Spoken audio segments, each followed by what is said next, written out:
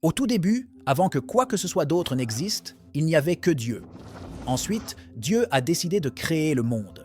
La Bible nous raconte cette histoire incroyable dans le livre de la Genèse.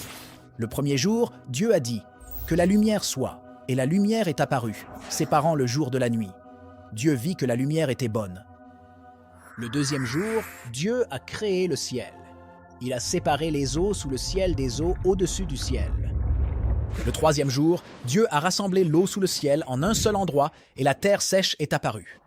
Il a d'apros appelé le sol sec « terre » et les eaux rassemblées sesmers. Ensuite, Dieu a créé des plantes, des arbres et des fleurs pour couvrir la terre.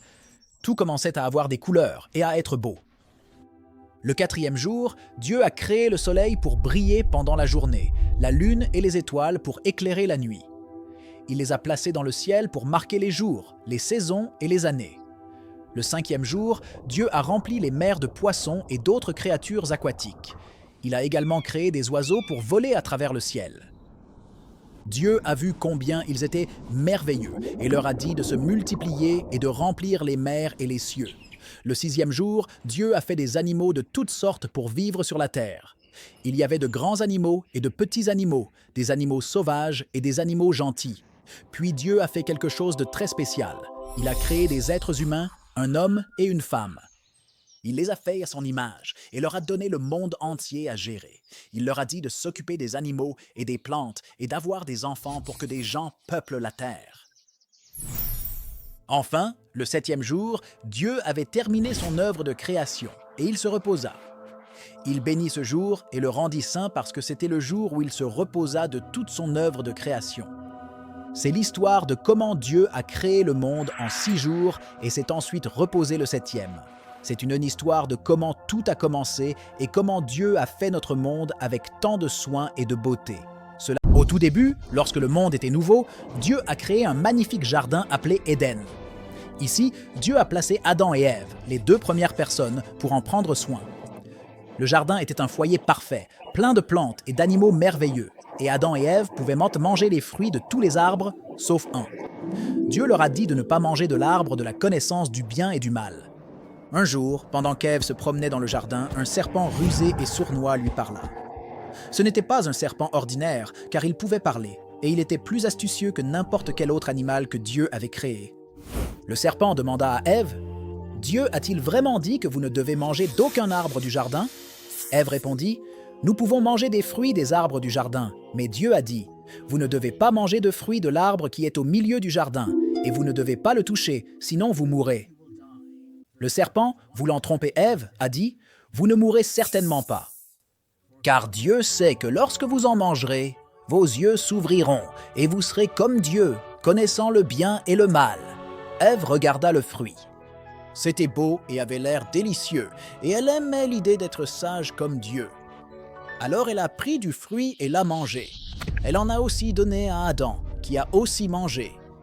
Dès qu'ils ont mangé le fruit, quelque chose a changé. Ils ont soudainement eu peur et se sont cachés en entendant Dieu marcher dans le jardin. Mais Dieu savait ce qui s'était passé.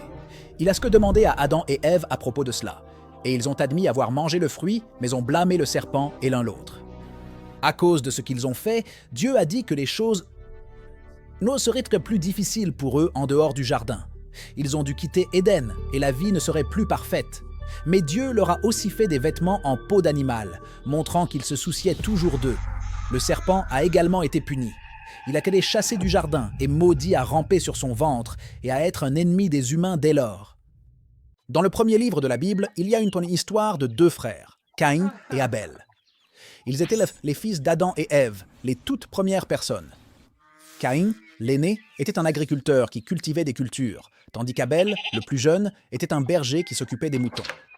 Un jour, Caïn et Abel décidèrent d'offrir des cadeaux à Dieu. Abel offrit la meilleure partie de son mouton et Dieu fut très content de son cadeau. Mais Caïn donna juste quelques-uns de ses fruits, pas les meilleurs, et Dieu ne fut pas aussi satisfait de son cadeau. Caïn est devenu très contrarié et jaloux, car Dieu a préféré le cadeau d'Abel. Dieu a vu que Caïn était en colère et a essayé de lui parler. Dieu a dit à Caïn que s'il faisait de bonnes choses, il serait heureux. Mais s'il faisait de mauvaises choses, alors les mauvaises choses voudraient la vie le suivre. Mais Caïn ne pouvait pas s'empêcher de se sentir jaloux d'Abel. Un jour, alors qu'ils étaient dans un champ, la colère de Caïn est devenue incontrôlable. Il a pris une pierre et l'a jetée sur Abel. Elle a frappé si fort qu'Abel est mort de l'impact. Quand Dieu a demandé à Caïn où était Abel, Caïn a répondu « Je ne sais pas. Suis-je censé m'occuper de mon frère tout le temps ?» Mais Dieu savait ce qui s'était passé. Dieu a dit à Caïn que parce qu'il avait tué son frère, la vie serait vraiment dure pour lui à partir de maintenant. Il ne pourrait plus cultiver de récolte et il devrait déménager et vivre ailleurs. Caïn a exprimé sa crainte que sa punition soit trop lourde à porter et que d'autres puissent le tuer pour son acte. En réponse, Dieu a mis une marque sur Caïn pour le protéger, afin que personne ne le trouve et ne lui fasse de mal. Caïn est parti et a vécu dans un endroit appelé Nod, qui était loin de sa famille. Il a dû partir à cause de la mauvaise chose qu'il a faite à son frère. L'histoire de Caïn et Abel nous enseigne beaucoup. Elle montre comment la jalousie et la colère peuvent mener à faire des choses vraiment blessantes. C'est un rappel que nous devrions essayer de faire. Il y a longtemps, le monde était très différent de celui que nous connaissons aujourd'hui. C'était une époque où les gens oubliaient d'être aimables et bons les uns envers les autres. Au lieu de cela, ils choisissaient d'être égoïstes et méchants, rendant le monde triste et sombre. Tout là-haut, veillant sur tout, était Dieu. Il a vu à quel point la situation était mauvaise et s'est senti profondément attristé. Mais au milieu de tout cela, il y avait un homme qui était différent. Il s'appelait Noé. Noé n'était pas comme les autres. Il était gentil, il prenait soin de sa famille et il essayait toujours de faire ce qui était juste. En raison de sa bonté, Dieu l'a remarqué. Un jour, Dieu parla à Noé. Il lui a parlé du grand projet de nettoyer le monde avec un grand déluge, mais comme Noé était bon, Dieu voulait le garder, lui et sa famille, en sécurité. Dieu a donné à Noé une tâche spéciale, construire un énorme bateau appelé une arche. Ce n'était pas qu'un simple bateau. Il devait être assez grand pour accueillir la famille de Noé et 2 de chaque espèce animale dans le monde. Noé s'est mis au travail, même si les gens autour de lui ne comprenaient pas pourquoi. Ils se moquaient de lui, pensant qu'il était stupide. Mais Noé n'en avait cure. Il avait confiance en Dieu et continuait à construire l'arche, planche par planche. Après que l'arche a été construite, quelque chose d'incroyable s'est produit. Les animaux ont commencé à arriver par paires. Lions, éléphants, girafes et même de minuscules insectes se sont tous alignés pour monter à bord de l'arche. Comme Dieu l'avait dit, il y avait 2 animaux de chaque espèce dans le monde. Noé et sa famille les ont aidés à trouver leur place à l'intérieur, en veillant à ce que tous les animaux soient sains à l'aise. C'était un spectacle magnifique, tous les différents animaux vivant ensemble paisiblement. Puis, le ciel a commencé à s'assombrir et les premières gouttes de pluie ont commencé à tomber. Il a plu comme jamais auparavant. L'eau tombait du ciel, jour et nuit, pendant 40 jours et 40 nuits. Alors que la pluie tombait et que les eaux montaient, des villes entières et tous les habitants ont disparu sous les vagues, ne laissant rien derrière. À l'intérieur de l'arche, Noé, sa famille et tous les animaux étaient en sécurité et au sec. Ils pouvaient entendre la pluie et la tempête, mais ils restaient ensemble, attendant le moment où ils pourraient ressortir. Enfin, la pluie s'est arrêtée, mais la terre était toujours couverte d'eau.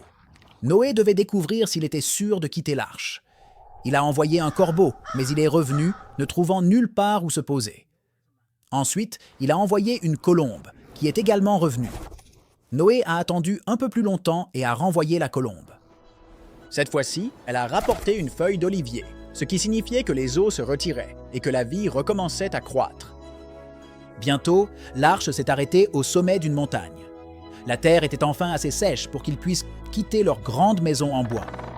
Noé, avec sa famille et tous les animaux, a ouvert la porte de l'arche et est sorti sur le sol mou et boueux.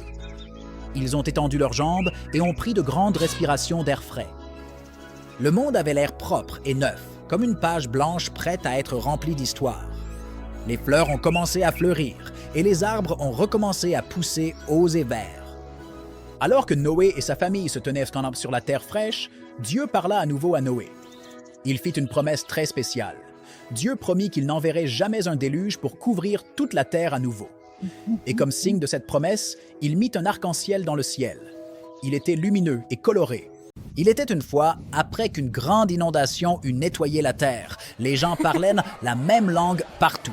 Ils ont trouvé un beau terrain plat dans un endroit appelé Shinar et ont décidé de s'y installer.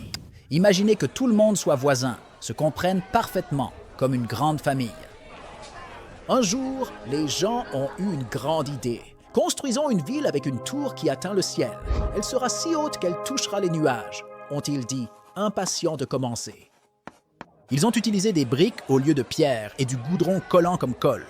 Tout le monde travaillait ensemble, passant des briques et mélangeant du goudron, en riant et rêvant de leur tour qui toucherait le ciel. Mais ensuite, quelque chose d'inattendu est arrivé. Dieu regarda du ciel et vit la ville et la beauté de la haute tour.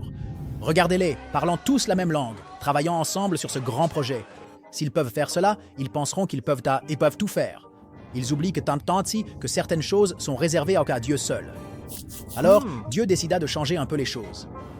Tout à coup, lorsqu'une personne a demandé une brique, une autre lui a tendu une pelle.